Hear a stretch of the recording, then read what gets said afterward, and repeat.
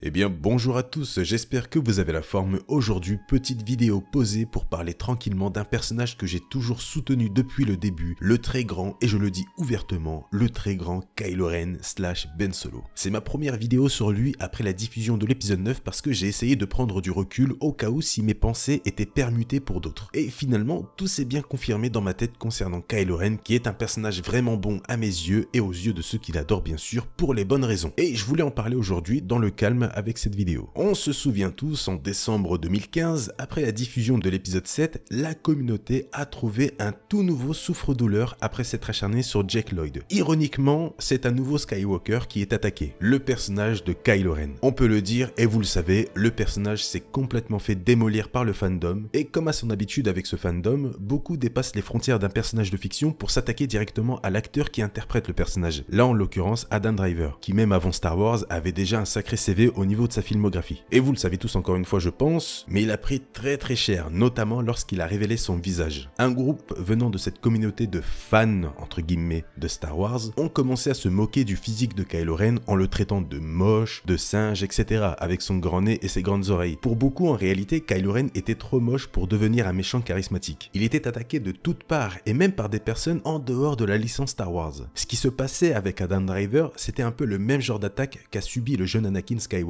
Jake Lloyd. Avec tout ce qu'il a subi, alors que c'était qu'un enfant, je le rappelle, tout s'est accumulé dans sa tête au fil des années et au bout d'un moment, il a pété un câble. Plusieurs fois même jusqu'à atterrir en psychiatrie en 2015. Ironiquement, à la même année que le retour de Star Wars au cinéma. Ou même, tiens, le fameux Ahmed Best, aka Jar Jar Binks, qui a failli se suicider à cause de tout ça, à cause de toutes les choses qu'il a subies au-delà de son personnage. Après, certes, c'était à cause de cette communauté, mais il ne faut pas uniquement pointer la communauté Star Wars. Il y a aussi les médias qui ont toujours profité de ce genre d'occasion pour enfoncer le clou un peu plus. Ils ont toujours profité de la sensibilité entre guillemets de la communauté Star Wars pour profiter en fait de nous tout simplement. Même Mark Hamill avait réagi plusieurs fois sur Twitter lorsque différents médias, des sites internet etc. reprenaient ces mots pour les transformer et faire croire qu'il avait dit quelque chose de mal sur tel ou tel film ou tel personnage. Et c'est ces mêmes médias qui reviennent 10 ans plus tard pour vous expliquer le parcours de ces acteurs qui ont été démontés à cause de cette communauté Star Wars alors qu'ils ont eux-mêmes participé à l'époque à cette destruction. Et je pourrais vous en citer des sites internet qui ont profité de l'occasion pour alimenter la haine dans la communauté Star Wars. Je pourrais vous en citer plein aujourd'hui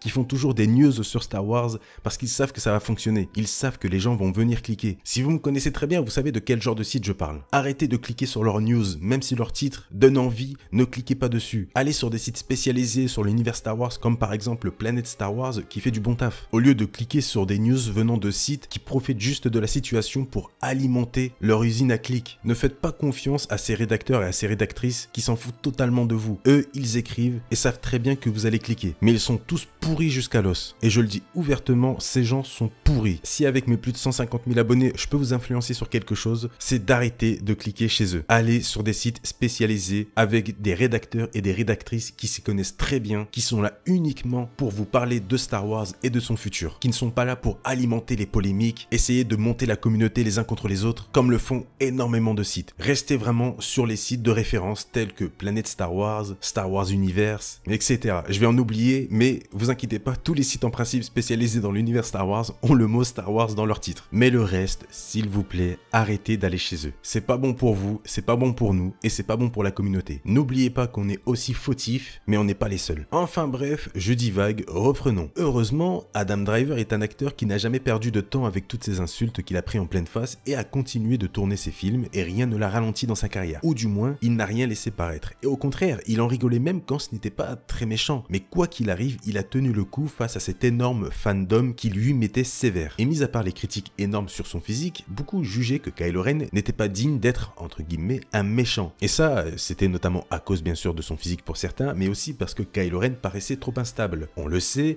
le personnage était connu pour perdre très vite son sang-froid, le jugeant souvent comme un ado qui fait des crises de nerfs. Alors qu'en réalité, ça faisait partie du personnage d'être ainsi. Kylo Ren était un personnage déchiré dans la force, même si le côté obscur avait plus d'importance, la lumière était représentée, notamment par ses deux parents, surtout par Leia, et par une autre personne que je vais aborder juste après. Mais tout ça faisait partie de l'évolution du personnage de Kylo Ren à travers 3 films concernant sa mère. Dans le 7, il tue son père, ce qui réduit la lumière. Dans le 8, il a décidé de ne pas tirer sur sa mère, ce qui a fait, je pense, grandir la lumière un peu plus en lui. Et dans le 9, il a complètement été déstabilisé lorsqu'il a senti sa mère partir. On ne pouvait pas juger le personnage de Kylo Ren sur l'histoire sans les 2 autres films, mais malheureusement beaucoup se sont moqués de lui et de sa sensibilité parce que pour beaucoup, je pense, on avait aussi en tête, quand on parle d'un méchant made in Star Wars, de quelqu'un d'insensible aux événements, qui ne montre aucune émotion et qui est quasi imbattable. Beaucoup voulaient revoir finalement un Vador à l'écran, et j'ai l'impression qu'en réalité, Snoke représentait cette partie du fandom. Je vais m'expliquer. Snoke était quelqu'un qui rabaissait sans cesse Kylo Ren. Mais c'est surtout Snoke qui provoquait l'envie à Kylo Ren d'être comme Vador. À chaque fois, lors de leur discussion, c'était Snoke qui mettait en avant ce genre de choses.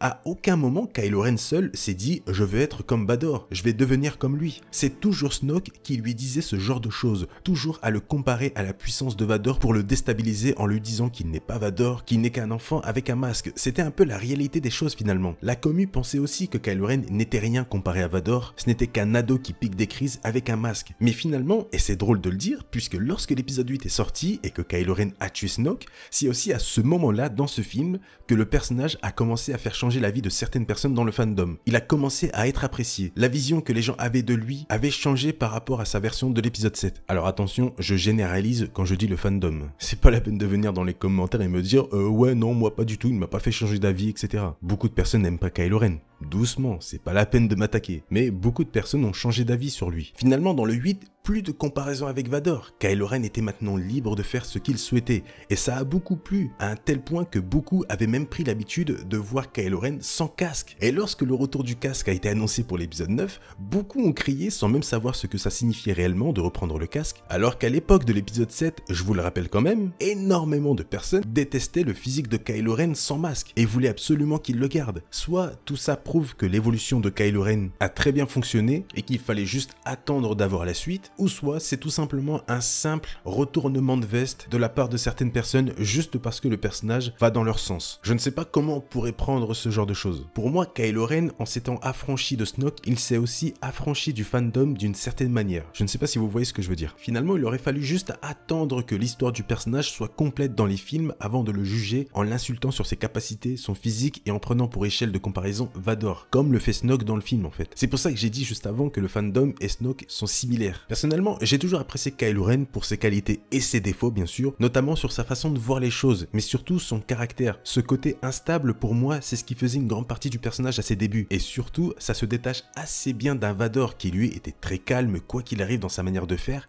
et ça fonctionnait très bien pour Vador. Même s'il faut un peu remettre les choses dans leur contexte, Vador a souvent aussi piqué des crises en tuant gratuitement des gens, notamment des soldats de l'Empire, ou en s'énervant sur quelque chose. C'est juste que ce n'est pas visible dans les films. Mais Vador était bien instable aussi. Et finalement, dans l'épisode 9, pour Kylo Ren, on voit un personnage qui maintenant se contrôle très bien en tant que suprême leader. C'est quelque chose qu'on peut d'ailleurs bien apercevoir lors de la réunion. On y voit un Kylo Ren très confiant donner les ordres comme un vrai chef sans hésiter. Même lorsqu'il est face à Rey, il est très confiant, il est très sûr de lui, même dans sa manière d'agir et de combattre. Dans l'épisode 9, lors de son combat contre Rey sur les débris de l'étoile de la mort, c'est juste l'opposé de leur combat dans le 7, où on voyait un Kylo Ren arrogant, à moitié blessé, combattre des personnes qui ne sont pas dignes de lui. Il sous-estimait beaucoup, alors que dans le 9, on le voit beaucoup plus maîtrisé, notamment dans sa façon de combattre, et il réussit sans aucun mal à dominer le combat tout le long sans même flancher. Il a littéralement explosé Rey au sabre laser, parce que cette fois-ci, il n'avait plus la peur d'échouer à être comme Vador, il n'avait aussi plus la peur de subir la punition de son maître s'il échouait, mais surtout, il n'avait plus d'entrave. Il était sûr de battre Rey sans aucun souci. Et ce fut le cas. Kylo Ren s'est vengé de Snoke et de Rey finalement. Il a tout gagné dans le côté obscur symboliquement. Mais malgré tout ça, il y avait encore de la lumière en lui sous la forme de Leia sa mère. Mais pas que. Et c'est lors de sa mort que cette lumière, à l'origine très faible par rapport au côté obscur depuis le début, a pris le dessus. Comme si en fait, le côté obscur avait pris peur à cause de la lumière de Leia. Et c'est ça qui est sublime dans la rédemption de Kylo Ren. À la base, c'était à cause de cette lumière dans l'épisode 7 et 8 qui bloquait l'accès total au côté obscur. Même si elle était très faible, elle tenait bon, parce que cette lumière était représentée depuis le début par 3 personnes, par Han Solo, par Leia Organa et par Ben Solo. Et c'est ce schéma-là qui apparaît dans l'épisode 9 et qui tue Kylo Ren. Premièrement, Leia arrive, ensuite elle prononce le nom